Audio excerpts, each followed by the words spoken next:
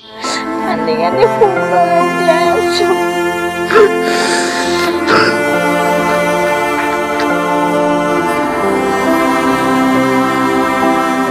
হয় মই বৰ্তমান উপস্থিত আছো নাৰায়ণপুৰ হৰিদাহৰ দিলীপ হাজৰিকাৰ বাসগৃহত।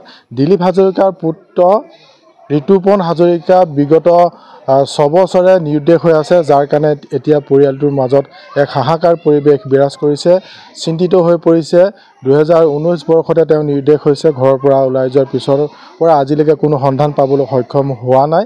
বিভিন্ন ঠাইত পৰিয়ালৰ লোকে বিচাৰ খোচাৰ কৰিছে যদিও কিন্তু সম্ভেদ পাবলৈ সক্ষম হোৱা নাই।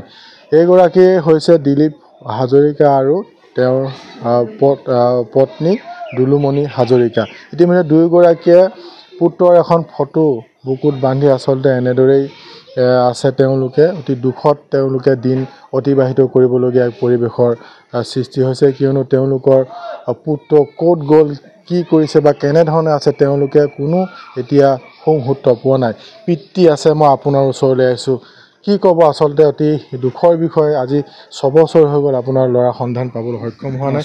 কেতিয়া গৈছিলে, কেনেধৰণে কি ক'ব? 2019 চনৰ 17 জুন তাৰিখৰে ঘৰৰ পৰা মোবাইল এটা আনো বুলি হৰিদাস তিনিআলি শিৱ মন্দিৰৰ ওচৰলৈ গ'ল।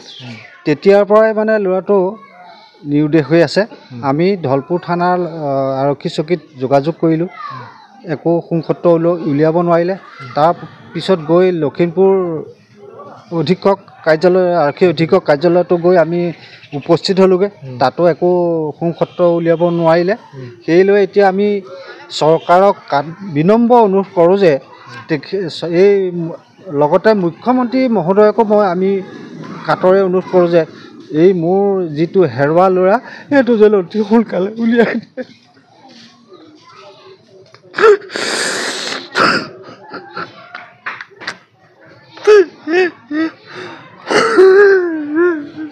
অতি দুখৰ বিষয়। ইতিমধ্যে পিতৃ মাতৃয়ে চকুত চকুলো। আজি 6 বছৰে পুত্ৰৰ কোনো সন্ধান পাবলৈ সক্ষম হোৱা নাই। তথাপিও মাতৃৰ পৰা আমি জানিব বিচাৰিম। মই আপোনাৰ ওচৰলৈ আহিছোঁ, কি ক'ব, কি আহ্বান জনাব? 2019 চনৰ 17 জুন তাৰিখে ল'ৰাটো ঘৰৰ পৰা মোকে কৈ গৈছিলে, মা মোৰ তিনিআলি ল'ৰা এটা মোবাইল এটা দিব, তাকে আনিবলৈ যাওঁ বুলি কৈ গ'ল।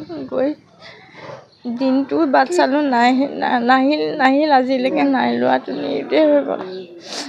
গতিকে আপোনালোকে মুখ্যমন্ত্ৰী ডাঙৰীয়া, আপোনাক মই অনুৰোধ কৰিছোঁ যাতে ল'ৰাটোৰ বিষয়ে কিবা এটা সম্ভেদ উলিয়াই আমাক যেন সান্তনা দিয়ে।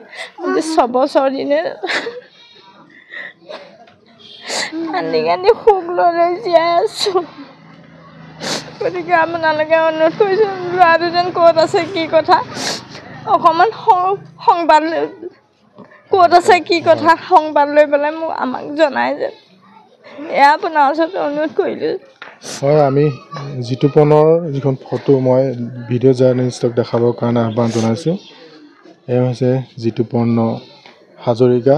2019 চনতে তেওঁ ঘৰৰ পৰা এটি মোবাইল কিনিম বুলি ওলাই গৈছিল, কিন্তু সেইদিনাৰ পৰাই কোনো সংসূত্ৰ নাই। পিতৃ মাতৃয়ে বিচাৰি আচলতে ভাগৰি গৈছে। শোকত ম্ৰিয়মান হৈ পৰিছে পৰিয়ালটি, আৰু আশা কৰিছে যাতে অসম চৰকাৰে যাতে এই যি সন্তান, তেখেতসকলৰ যিটি সন্তান জিতুপন হাজৰিকাক যাতে বিচাৰি উলিয়াত সহায় কৰে, তেওঁলোকে আশা কৰিছে। চকুত দুয়োগৰাকী আজি চকুত চকু পানী দুখত আচলতে ভাগি পৰিছে। সকলোৱে দুখত ভাগি পৰিছে। আমিও আচলতে আশা কৰিছোঁ যাতে জিতুপনৰ ইতিমধ্যে আমি অৱগত কৰিছোঁৱেই। 2019 বৰ্ষত তেওঁ ঘৰৰ পৰা ওলাই গৈছিল। ক'ত গ'ল, কি কথা, কি বতৰা, কোনো সংসত্ৰ নাই। ইতিমধ্যে তেওঁলোকৰ পিতৃ মাতৃও আচলতে আশা কৰি আছে, বুকুত হেঁপাহ পুহি ৰাখিছে যাতে জিতুপন সোনকালে তেওঁলোকৰ বুকুৰ মাজলৈ আকৌ ঘূৰি আহিব, সেইটো আশা পুহি মনত ৰাখিছে। যথেষ্ট তেওঁলোকে কষ্ট পাইছে। আমি আশা কৰিছোঁ যাতে কোনোবাই যদি সুহৃদয় লোকে এই জিতুপনক যদি দেখা পায়, তেনেহ'লে ওচৰৰ থানাত বা পৰিয়ালবৰ্গৰ লগত যোগাযোগ কৰিবৰ কাৰণে আমি অনুৰোধ জনাইছোঁ।